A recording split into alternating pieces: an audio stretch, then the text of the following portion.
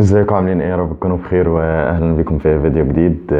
كل سنه وانتم طيبين. طبعا عيد سعيد عليكم وربنا يتقبل منكم جميعا ان شاء الله.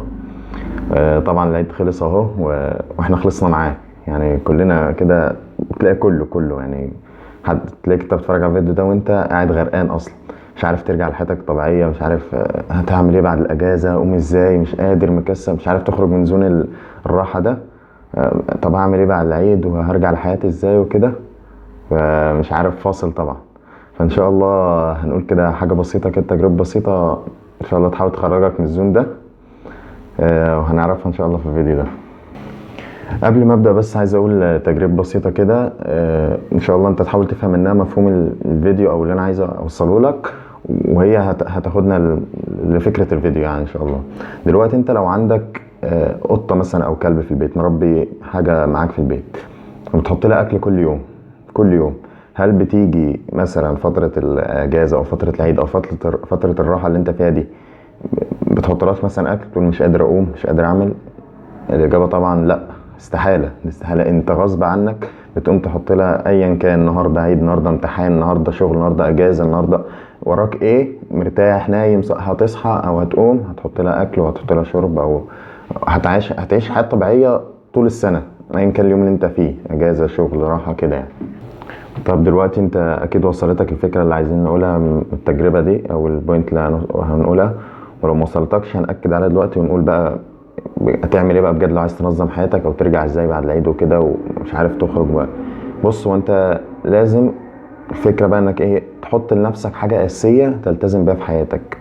ودي كان استراتيجيه ايه لمارك مانسون مؤلف امريكي كده، بيقول لك utilize to do something principle in your life. يعني حط لنفسك حاجه اساسيه تلتزم بيها تعملها كل يوم، اليوم ما يعديش غير لما تعملها. يعني بص، ايا كانت بقى الظروف، ايا كانت كميتها، وايا كانت الحاجه دي، بس في حاجه انت لازم تقوم تعملها زي ما قلنا كده في التجربه، مثلا تقوم تاكل قطه وكده. حط بقى لنفسك حاجه انت اليوم ما يعديش من غيرها، حاجه بقى من عندك انت. مثلا لو حاجه في زون مثلا الشغل او المذاكره انت مش عارف تخش فيها بعد مثلا عندك محاضرات، درس، باب، حاجه كبيره، قول يا عم اليوم مش حتى لو مش هذاكر تاني الاخر، مش قادر تذاكر تاني، بس قول مثلا ان انا كل يوم لازم اصحى اذاكر سطرين، سطرين اتنين بس، هقرا اتنين، هقرا نص صفحه بس، ده اللي اعمله كل يوم. والحقيقه بقى الحقيقه يعني ان انت اصلا او احنا كلنا بنعمل القصه دي في حياتنا كل يوم وكتير قوي. يعني عندك اقل مثال التجربه اللي لسه قايلها دي، وفي حاجات اهم واكتر من كده بكتير بنعملها.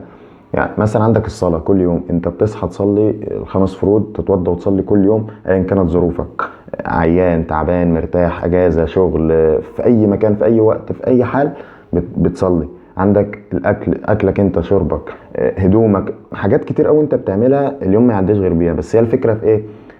وعي او ادراك شويه ان انت مثلا الحاجه دي انت مش واخد بالك منها، اللي هي مثلا مذاكره او الحاجه اللي عليك، فمش قادر تلزم بيها نفسك في اليوم. بس فهي فكره النقطه دي ان انت تلزم نفسك بحاجه اساسيه انك تعملها زي بقيه الحاجات اللي انت عايش بيها طول حياتك.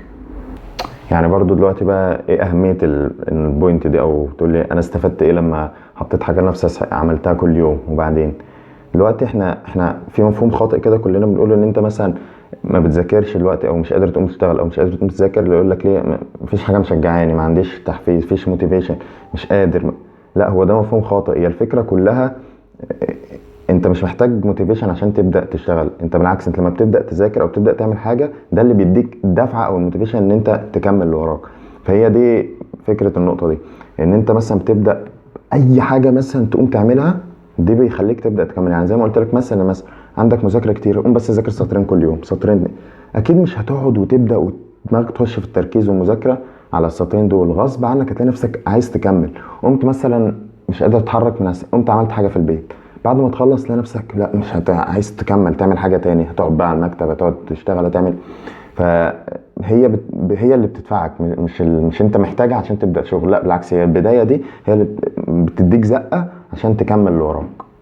انت ممكن تكون مش مدرك حاجه زي كده غير لما تجربها. يعني بجد الزم نفسك بحاجه تعملها كل يوم، والله هتحس بفرق، وهتلاقي نفسك انت لا عايز، زقتك فعلا عايز تكمل تعمل حاجه. يا عم اصحى، بس مش قادر تقوم كل يوم، اصحى خد دش بس كل يوم الصبح كده، وانا عارف ان كله بيقول لك اصحى الصبح بدري وتدش ساعه والكلام ده، لا بس والله بيفرق جدا جدا يعني.